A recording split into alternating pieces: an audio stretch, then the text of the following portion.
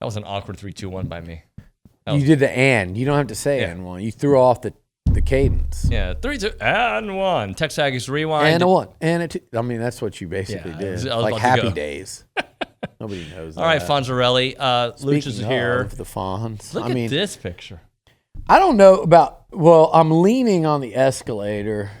I don't know about how I'm standing there. It's bizarre, but man, that hair looks incredible. You had just gone to the salon the day before, I believe, right? Yeah, I had just gotten it cut. We're going to have to do that again. That's killer. Because right now I have to wear a hat.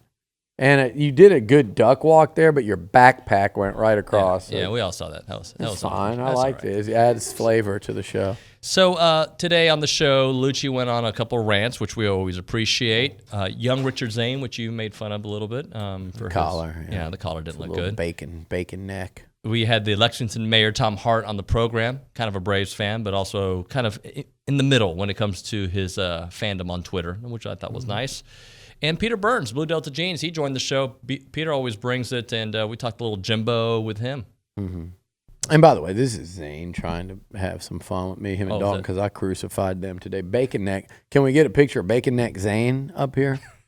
I mean, that collar looked like something from the it looked like something someone would wear in like Pretty in Pink or St. Elmo's Fire or Breakfast Club. Ring around the collar, like commercial in the 80s. No, that's from like dandruff, isn't it? Ring around the collar, or what is that? No, I think it was for like if your collar flattens out. Dandruff, that's Head and Shoulders. Okay. We once had a guy, and I won't say his name. He's actually still kind of works. He had such a bad dandruff. It was like, looked like Parmesan cheese on his collar every week. But that's neither here nor there. It's TexAgs Rewind. Lose me with your Caleb Williams for Heisman bullcrap. Oh, gosh. That's just sickening. I did see enough people this weekend that they're so stupid. They're so like they can't just dig in and go all in against a team apparently unless it's Texas A&M last year trying to make the playoff. Because I actually heard some people that normally I think know what the hell they're talking about say, well, Oklahoma, like they're starting to play better football. What are you jackasses watching? They played a team in Tech that just fired their coach that is absolutely inept. The week before, 7 days earlier, they were lucky that the officials were trash to get by Kansas that was begging people to come into their stadium midway through the game because no one was there. They were lucky to win that game. It took a terrible no call of blowing a whistle on forward progress, or that game's over. You lose to Kansas, who, while you're bragging about OU, was losing to Oak State like 52-0.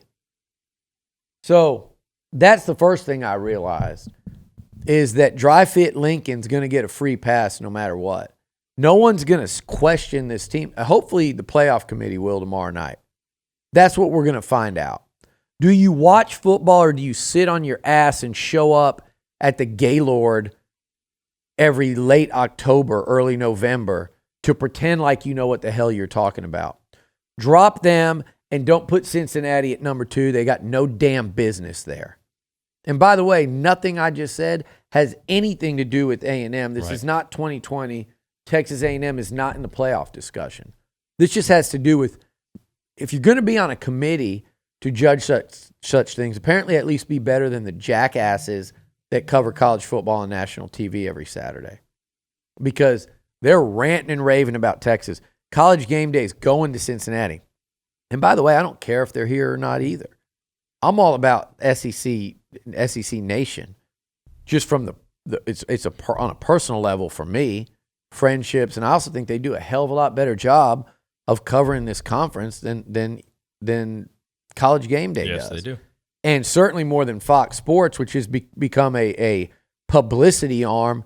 That's the SEC network for the Big Ten, the Pac-12, and certainly the Big 12 and the University of Texas. Gus Johnson, Joel Klatt, and the rest of those clowns, they're out there Gus Johnson's had 17 Big Ten, Pac-12, Big 12 players, booking their trips to New York City for the Heisman. Now, moving forward, running back from Michigan State. He deserves to be that. He got that one right. That was the best performance I saw this weekend. That was the best game I saw this weekend. That was a badass atmosphere. It was cold and wet. Big Ten football. That was Big Ten, Michigan, Michigan State, Sparty, the Wolverine. I loved it. I thought that was Perlis coaching against Lloyd Carr out there. I don't go back far enough to Schembechler, but that was his name George Perlis? He looked like the Spartan. Him, Lloyd Carr, Desmond Howard, Percy Snow. Who was a Michigan State running back that was so good back in the day? But really big running back that was good. But anyway, that's what I watched Saturday. I loved it. And what a game. Normally those Big Ten games can get a little slugfesty. That was fun, though. I would say this. I think it was, considering that you have to factor in the stakes, the two best games I've watched this year, A&M, Alabama, and Michigan, Michigan State. Those are 1-2. Yeah. Put them however you want. I'd put Bama, A&M 1 just because of the magnitude of the upset. But this game, man, it was a big comeback by Michigan State. I loved it. It was great. And everyone's just assuming Ohio State and Michigan's going to be this big showdown. Why can't Michigan State beat Ohio State? They can. Penn State tested them this week, and I don't think Penn State's very good at all. And they tested Ohio State. So I think Michigan State they got a legit shot to win the Big Ten, in my opinion.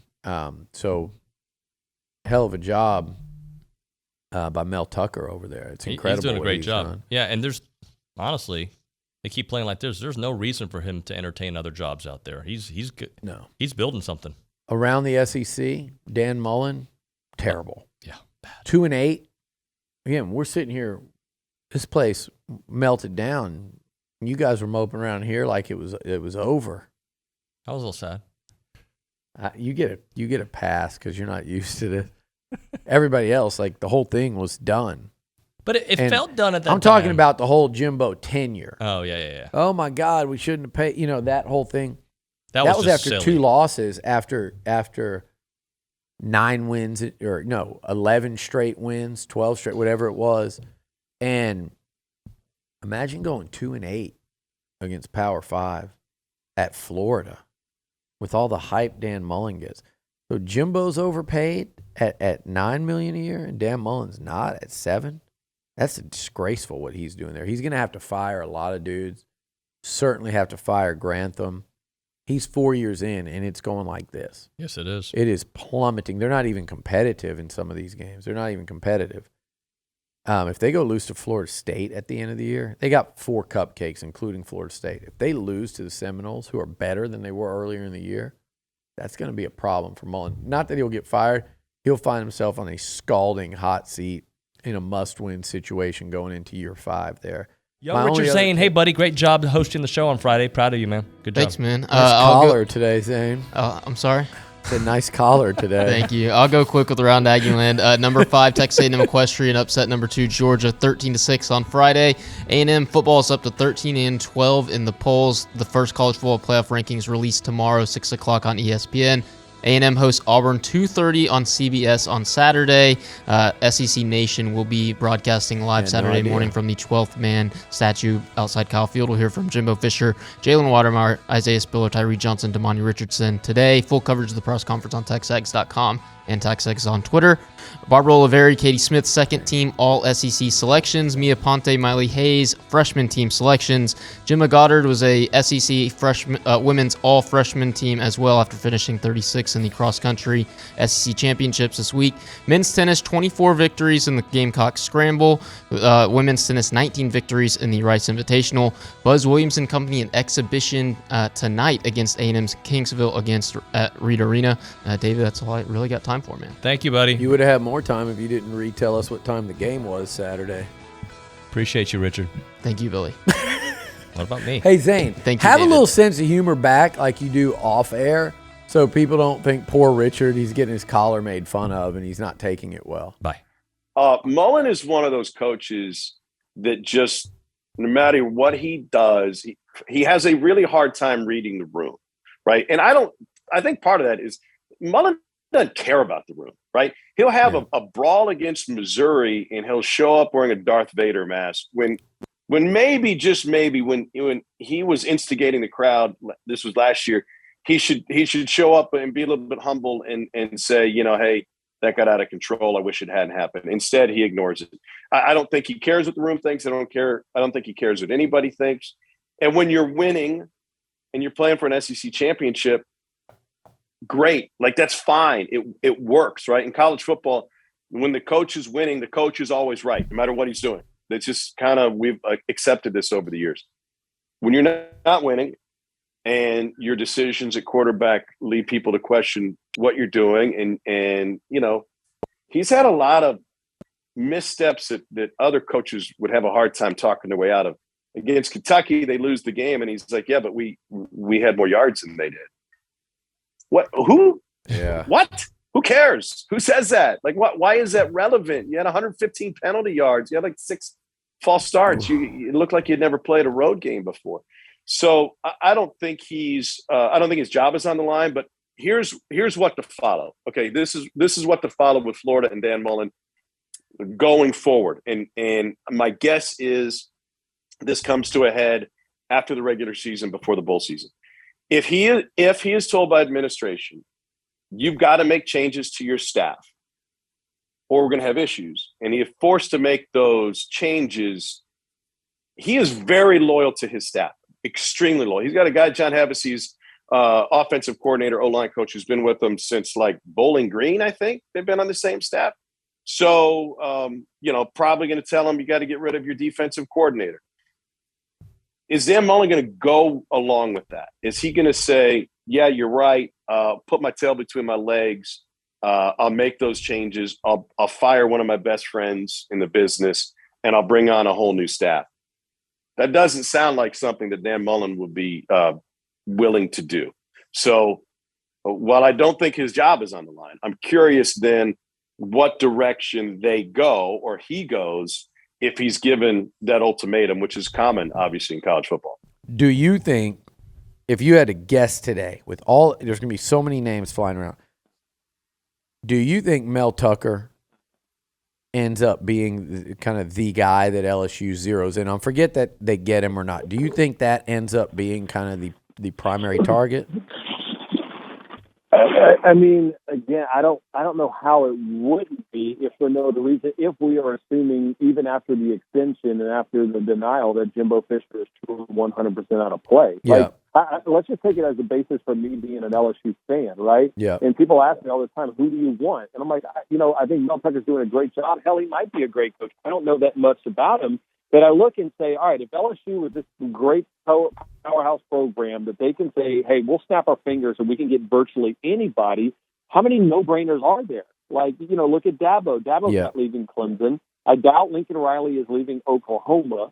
Are there any other guys out there outside of Jimbo Fisher where you say, you know what, the track record's there, I trust them to run a football program? Because I think that's the issue that LSU's having right now. There's no consistency. I mean, Les Miles was just a roller coaster ride. So was Ed Ogeron. And right now they just want to be like, hey, how can we put this thing on cruise control, have a guy who understands how to run a program, and then let LSU talent win over? And they haven't had that since Saban left. And the only guy that comes to mind, honestly, is Jimbo Fisher right now.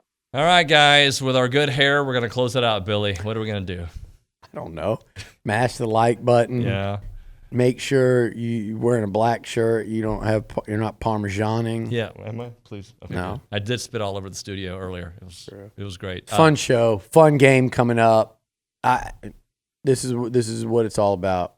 It is another SEC West showdown. Really, David, the first one of the year that's being anticipated as such. Like the Alabama game.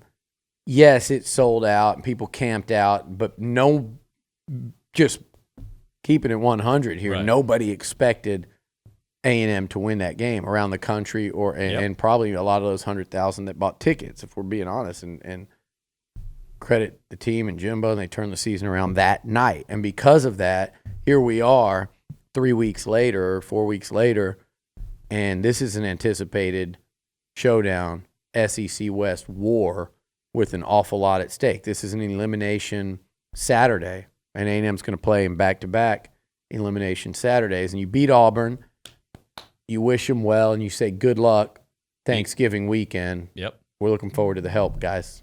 Exactly. It's TexAgs Rewind.